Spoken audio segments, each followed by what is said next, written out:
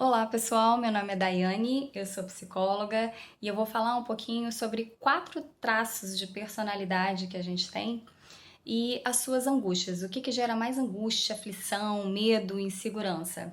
Então é como se a gente pegasse a população toda e separasse em 4 grupos e o que se diferencia de um grupo para outro são esses traços de personalidades que são muito marcantes em cada grupo. Então, para facilitar o entendimento, eu vou separar os grupos em primeiro grupo, segundo, terceiro e quarto e vou colocar qual é a característica que mais se aproxima em cada um. Então, vamos chamar o primeiro grupo de os dominantes, pessoas que se posicionam, né? Esses dominantes são pessoas justas, que têm uma firmeza de caráter, são pessoas independentes, elas não têm o hábito de executar tarefas dependendo de outras pessoas, elas são muito independentes e elas não esperam muito outras pessoas para fazer acontecer. Tem um senso de urgência incrível, são muito impacientes, então normalmente pessoas que demoram muito para falar ou tomar qualquer outra atitude causam uma certa impaciência nela e por isso em alguns momentos ela pode passar uma impressão de ser arrogante sem necessariamente ser. Mas o senso de urgência dela é tão grande que ela se torna uma pessoa muito objetiva e muito racional, um pouco fria em alguns momentos. Essas pessoas normalmente, elas são dentro de empresas, elas ocupam cargos de liderança ou se não ocuparem cargos de liderança, são pessoas muito determinadas. Pessoalmente, são pessoas que dentro de grupos de amigos e familiares, são aquelas pessoas que conseguem respeitos, que pela forma como elas se posicionam, elas são muito firmes, né, nas suas posições. A maior angústia dessas pessoas dominantes é quando elas falham, quando elas se veem numa situação em que elas perdem a independência do que elas estão fazendo. Como elas são muito produtivas, né? Elas gostam de estar sempre executando atividades, independente das pessoas. A partir do momento que ela perde essa capacidade de produzir, de fazer coisas, isso causa uma certa angústia e depressão nessas pessoas, né? Não depressão no diagnóstico da palavra, mas um sentimento de tristeza. Como que a gente pode estar tratando isso nas pessoas dominantes, né? Elas podem procurar outras atividades que façam com que elas se sintam tão produtivas, independente, quanto as outras que elas estavam executando e que não estavam dando certo mais, né? Então, o ideal dessas pessoas é estarem sempre se sentindo capacitadas de exercerem outras atividades. O segundo grupo é o grupo de pessoas comunicadoras, pessoas influentes.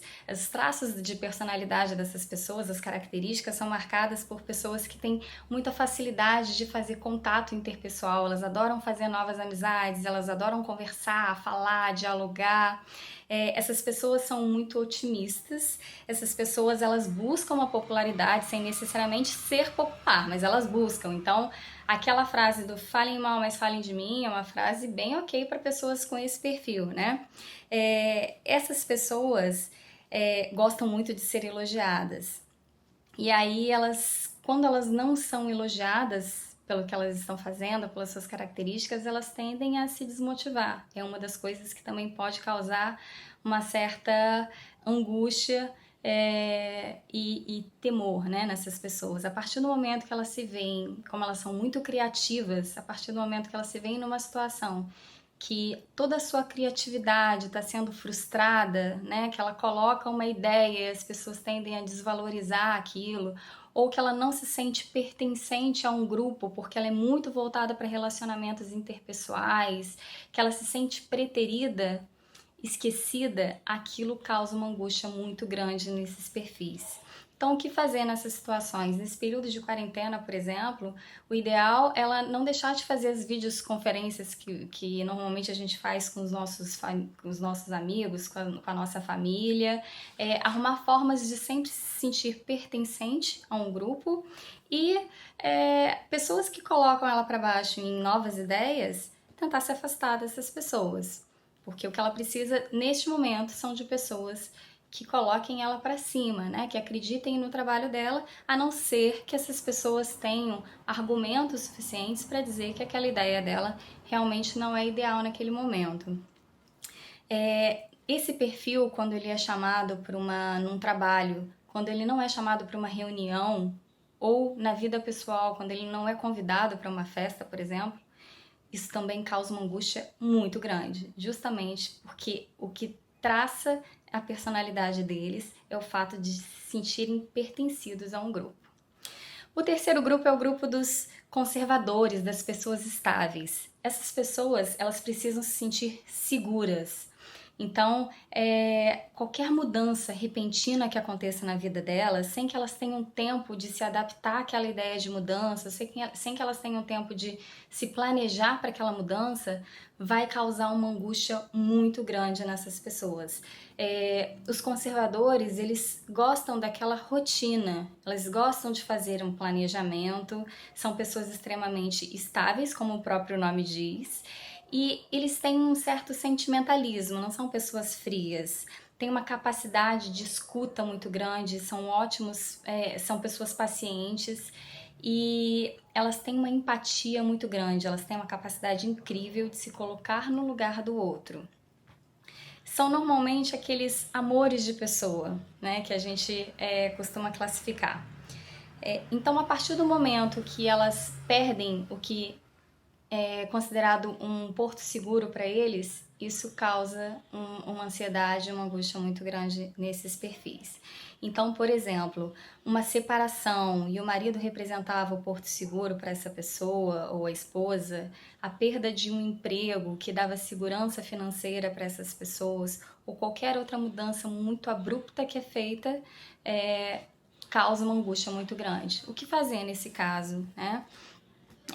É um bom momento de reflexão, né, para a gente poder entender como que essas mudanças podem ser encaradas, ser um pouco mais flexível e aberto a mudanças, e caso essas pessoas não consigam fazer isso sozinhas, elas devem buscar uma ajuda profissional, até para o profissional, o psicólogo, poder entender qual é o conceito de segurança que ela está dando para a vida dela e quando que isso tudo começou.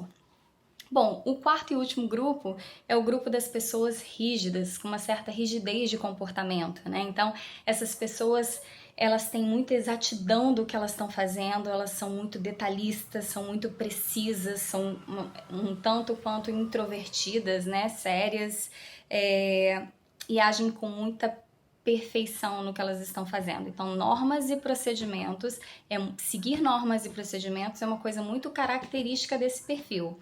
É como uma pessoa que compra um determinado produto e aí antes dela fazer o produto funcionar, ela vai acessar todos os manuais e vai ler todo o manual de instrução porque ela quer fazer tudo corretamente.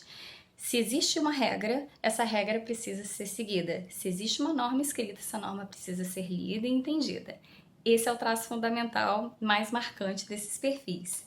Essas pessoas não são muito boas em demonstrar ou falar os sentimentos que eles têm. Então, eles podem amar muito alguém, mas ter muita dificuldade para demonstrar isso por toda essa rigidez que eles têm, né?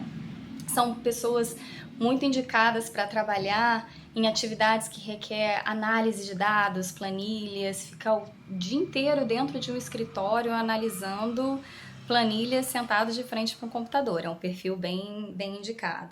Qual é o maior temor, a maior angústia de pessoas com esse perfil? Ele precisar burlar regras, ele precisar cair numa informalidade, ele falhar. E aí o que é recomendado nesse caso, né? Entender se essa regra é uma regra que ele mesmo criou ou se é uma regra que realmente impacta a sociedade como um todo. Nesse caso, também é interessante a busca de um profissional, caso ele não consiga suportar essa angústia sozinho. Esse e todos os outros, a partir do momento que se torna um problema de fato, que você não consiga resolver essas angústias sozinho, o ideal é realmente você buscar a ajuda de um profissional para que te ajude a lidar com todo esse sentimento. Esses testes, eles têm como base a metodologia DISC, muito aplicada em empresas e que eu estou trazendo agora para a prática da clínica dentro do consultório. É isso, um abraço!